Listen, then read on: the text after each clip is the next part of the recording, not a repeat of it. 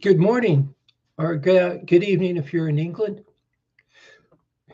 We The purpose of this show is to try and get someone to call in and start talking about home economics, to get the gal to call in and start saying, this is my budget, this is what I have to do. I can't do it. I can't be a single mom and raise a child. And so you go back to being a professional mom, a professional person.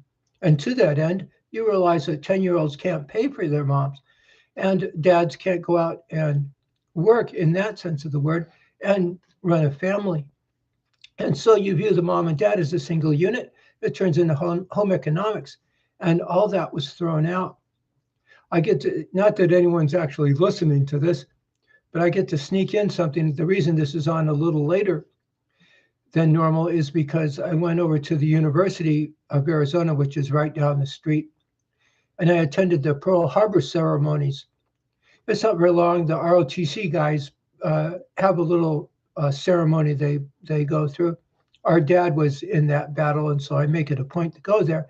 And the guys who were World War II veterans got a little on the old side. The ROTC guys took it over, and it's very nice. They're very caring.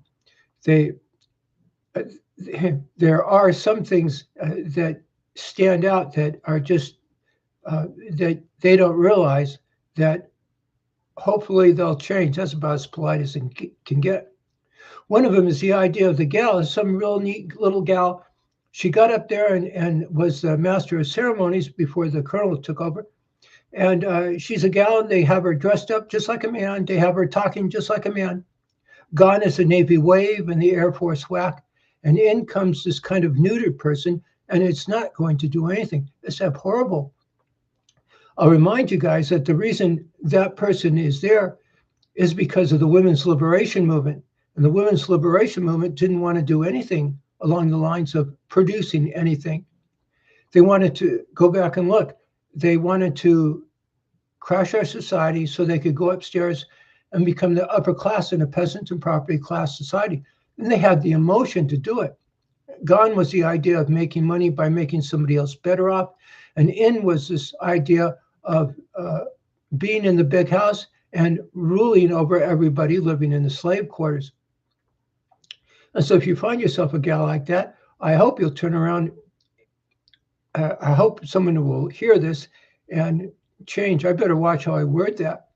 The poor gal really had no choice. It's the guys my age that had a choice in the matter, and they had no love in them. They had no empathy in them. They're not guilty of anything. So you have no guilt in them at all. I get to comment on the colonel's a Marine Corps colonel that gave a small speech. And it was well done and well worth taking time out to listen to. He started off with the day here in Tucson, which is bright and a bit sunny and warm, and how it was in Pearl Harbor. And then he went on to contrast how the day went. And it was nice. I hope he doesn't mind. A few years back, there was an Army colonel, and he got up there and he gave a speech. And in very short, to the point, just the kind of speech you hope someone like that would say. By the way, this is coming from me. And at the moment, I wouldn't give you 2 cents for the Marine Corps or any of those guys. And I have darn good reason for it. That said, he was completely against my stereotypical picture of those guys. Stereotypical is nothing. He got up there and he stood right in front of everybody and he said, to heck with them. I'm paraphrasing only a little bit. To heck with them all. This is a pleasure it's a privilege to be part of the United States. Don't listen to these guys. Screw them. It's a privilege to be part of the United States. You're fighting for the good guys. And you're sitting there and your back just straightens up. I was sitting on a 3-foot retainer wall and your back just straightened up. You say, well, where is this guy when we need him? We need somebody to step in and take violence out of the picture so we can go down and do something about all this. I'll remind the guys, the ROTC guys or the leadership, that right behind them is the Chicano Studies building, a block-long building that used to be called the College of Economics. I spent an awful lot of time in that building. And you can attend lectures on how to bring Castro's Cuban socialism to the United States. I have a very thick manual in the other room, how to bring to the communist revolution, how to bring a communist revolution to everybody. I got from those guys. Same one from the Black Studies guys, by the way. It's a different cover. You could look, if you stood on the podium where he gave his speech, there's the administration building just up on the left, and it's full of people who can't stand him and who completely changed our society. It was just too uncool for them to be a common person than a common housewife and a common mother. The ideal society that the United States was institutionalizing right out of Aristotle and Plato and all Socrates, and they threw all that out for the intellectual, put that in quotes, the communist. And to grab these guys, if you could beat them up and smack them around and say, look, you're defending these guys, you can't do that anymore. Well, that's part of the problem. They really snuck it in. And there you are. As I walk home, it's a short mile between the campus and this building. And all the houses that used to be residential houses are now rental property. And there's a house and apartments in the backyard. They went around and bought up everything and turned it into rental property. And now there's a very distinct peasant and property class. You don't stand a chance of getting enough money to get into a house. I passed our uncle's house. I used to go over there once a week with our dad. And Uncle Johnny used to work at the Air Force Base. He would, they have a huge lot of retired airplanes, and he was one of the guys that would put this, take care of the planes there. And in his garage was a workshop, one of those 5-in-1 working things, and he'd make all these amazing things for the church. He'd build a lot of the church. He built a lot of this house. And that, as I walk by it, it's no longer part of the family's. It's you can see apartments in the back and apartments in the garage. It's no longer a garage. And the house is all rental stuff. Try getting a job and paying rent and paying daycare and paying health insurance and doing all that. And then trying to put up enough money to actually buy a house. The houses around here skyrocketed. There's no way you can afford it because they're all income producing property. And they skyrocketed for the people trying to get into a house. For the people who had got into real estate and gold and changed our society in the 1970s, they actually went down. They're actually cheaper. About once a month, somebody will call up here. This house is in that neighborhood. This is a detached house from the 1950s. And they want to buy the house. They actually have people call up for them. They couldn't care less. They buy the house, turn it into rental property, and they get to a point where it doesn't make any difference. They make a little extra money, but each house. And that's the very sort of society that the United States had a revolutionary war to stand up against. And that all happened in the 1970s. But you're part of that. I was just talking to a gal, and she's real neat. She has a child, and now she has a problem, a medical problem. And how's she going to work and pay daycare and pay rent, and then try and come up with the extra income that you have health insurance and you have deductibles, and the deductibles are outrageous, and she just can't do it. And what's she going to do now? If you ask that to the university professors, especially the female gals and the female studies, and they couldn't care less. We give them a name. We call it the platform of emotion. That's a polite name. There's a little dot, a little flip-flop, and the shop manual definition of mental illness is a normal taken into the abnormal. And right out here is the university professors at the moment. The pillars of the consumption society, that they couldn't care less. They either have no sense of love or guilt in them, and they hustle. And perhaps one notch down on that ladder. They're just very queer. You don't do anything that interferes with that emotion. They get violent. If you don't do something for homosexuals, well, then you're a bad person. If you want to come across with food for the kid, well, maybe you can come up with a social program and debt finance it for the next generation. But if you turn to them and say, hey, that's enough of this stuff, you pay for this, you pay for all the hell you caused, they get a bit upset. That's when I lose it with the military guys. You notice that excuse me, so I drifted a bit because I wanted to comment on that. Our mom and dad in the 1950s were part of the stereotypical household. Our mom was a professional home economist. And the world is different. You arranged society so that kids were cheap in that it didn't take much money to put shoes on their feet. You arranged things that way. They threw all that out in the 1970s, and that's why you're in such dire straits. You just have to women up and say something about it. If you do, if you'll chime in and say, look, this is how much money I need to run a household. You have a 3-bedroom brick house and a half-acre lot and 2.2 children and a hubby to take care of. You're running the house as if you were running a business. You add a sense of love in it. How much are clothes? How much are school supplies? How much are piano lessons? And if you're going to do the producing, you do the consuming. How much are tennis lessons at the country club for you? How much to run the family budget? And what do you do to make sure the kid's grown properly? You have to take classes. They used to take classes in home economics. You were a normal, well-adjusted person right out of Socrates and Aristotle. And then you became a good wife and then a good mother, and it meant something. And that was all thrown out.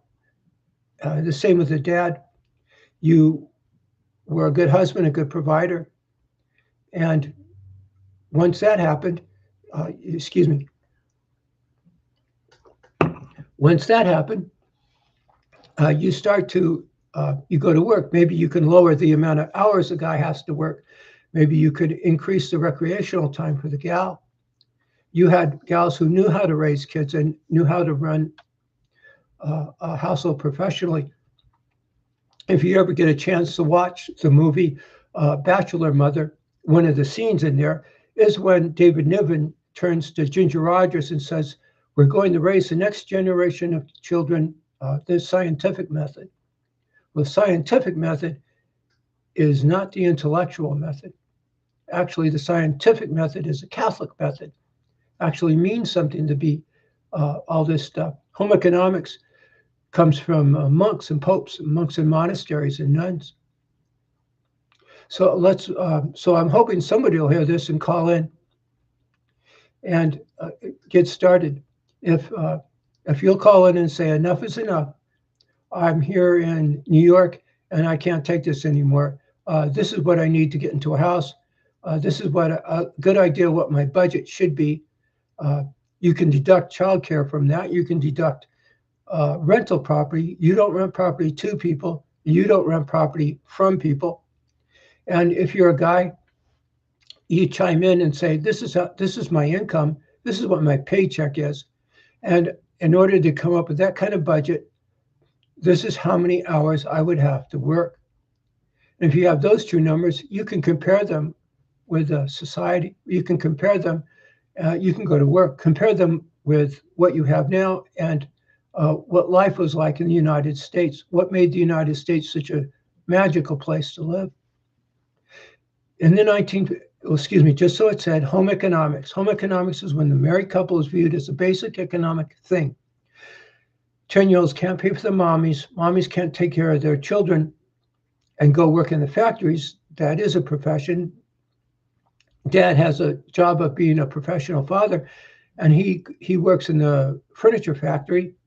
And so the married mom and dad are viewed as a single unit. It's the smallest economic building block.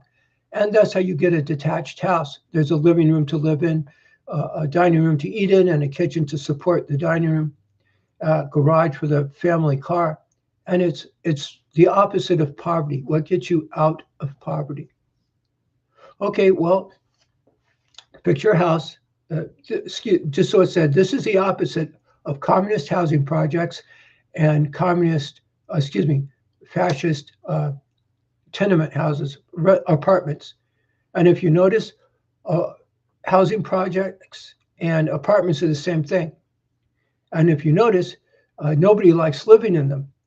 And if you notice, these people down here come into existence because of these people up here. These are the class of intelligentsia people, the Ivy League guys, the Harry the Hippie and Al the Afro and Donna the feminist. And they they do all the consuming, you do all the producing. Let's go back over here. Picture a 1950s house, an Eichler house, or one of those famous housing projects.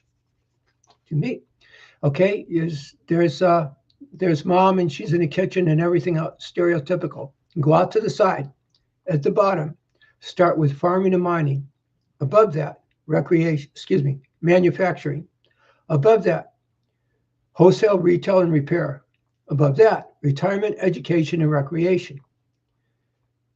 Doctors and lawyers form a lattice that holds this together, and it's the priest that causes this to come into being to begin with. It comes out of monks, of popes, and monks in monasteries. It's actually a religious concept. It's you hold Christ's divinity as faith, and because you hold Christ as faith and communion, that infusion, then you become a normal, well-adjusted person, a professional housewife, you start a family, and that attitude, taking the leadership style of washing the feet of the apostles, turns into home economics. It turns into being a normal, well-adjusted person. I'm sure it sounds like a Monty Python comedy skit, but the idea of being normal and well-adjusted is a religious thing. The idea of being a scoundrel, a psychopathic, not the normal taken into the abnormal, someone with no sense of guilt or love in them, it's actually an intellectual thing. And look at Stalin and Lenin and Chairman Mao, the guy the leader of Putin, the guys that are so corrupt in the government that they're trying to get out, the president of Venezuela, they all have that in common. They're nuts. They're very queer, perverted. They hustle. They know how to manipulate, intimidate, hustle, and con. And that was the revolution in the 70s. They reached a fork in the road. They had a chance to just pig out and go up in the foothills and cash in on it all, or they could have gotten on to a maintenance level. And that decision both maximize benefits and maximize utilities, but that decision involves a religious one. Christ rose on the third day, so I'll get onto a maintenance level. I'll join the Green Berets and defend the poor and the oppressed, if I was big enough. Or I go over here and I have no sense of guilt. I'm a sophisticated intellectual. I snap my fingers and point. I know how to manipulate people. I attack the weak. I test them to see whether they're smaller than me. Then I attack the weak, run from the strong.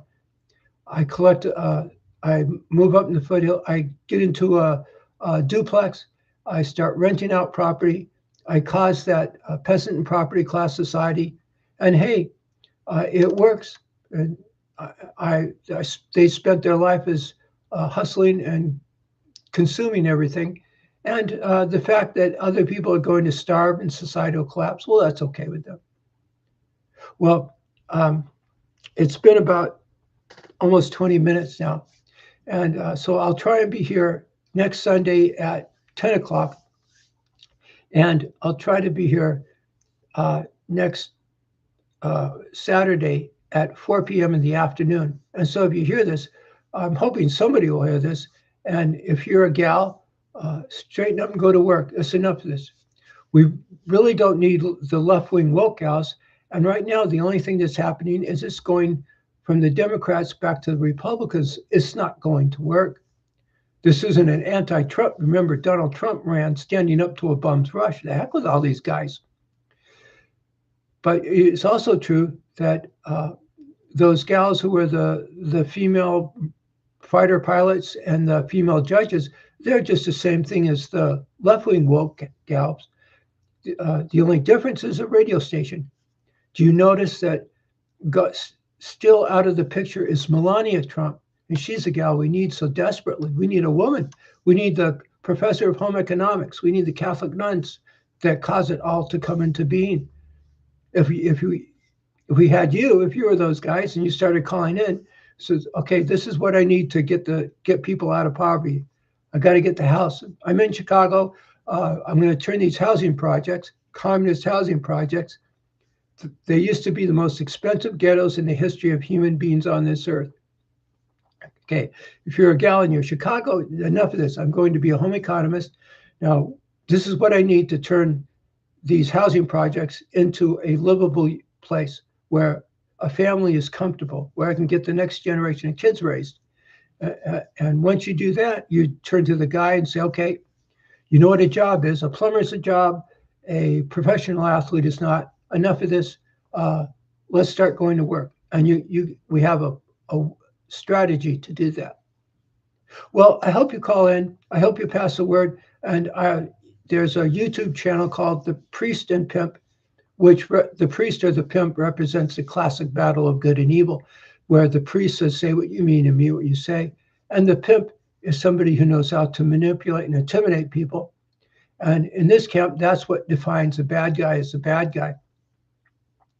And there's an Instagram channel that's the same thing, except it has 76 on it, and a Facebook group. And I hope you'll call and join those groups, and then you can go to work.